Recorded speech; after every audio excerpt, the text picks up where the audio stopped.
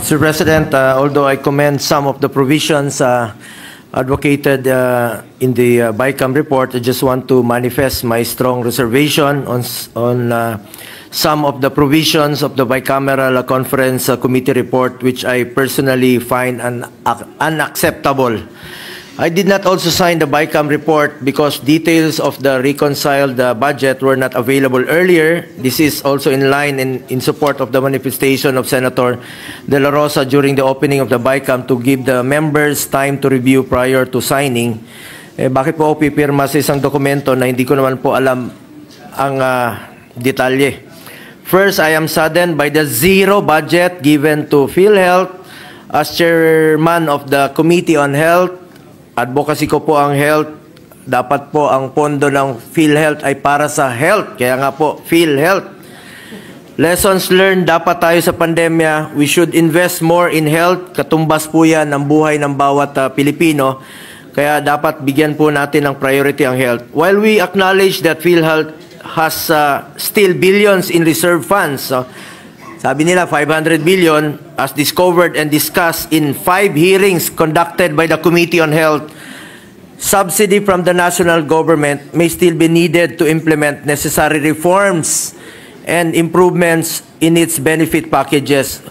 Huwag naman zero budget. Sa huli, ang mga mahihirap na pasyente na naman ang kawawa dyan.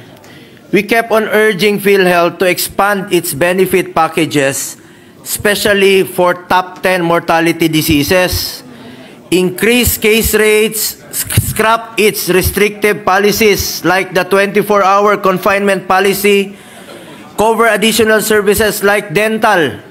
Tinupad na nila yung dental recently, optometric services and assistive device. Paano po magbe-benefit ang mga pasyente kung zero ang budget ng PhilHealth? I also want to highlight that Republic Act 11223 or the Universal Healthcare UHC law also mandates that the amount necessary to implement the provisions of the UHC shall be included in the GAA.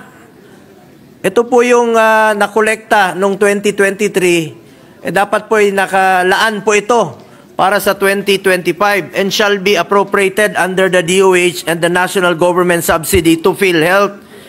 May pinanggalingan na po yan tulad ng syntax collections na dapat ay para sa implementation po ng UHC. Nasa batas po yan.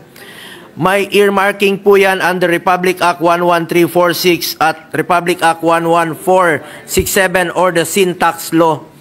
There is also a provision in the UHC Act that premium subsidy for indirect contributors shall be included annually in the General Appropriations Act.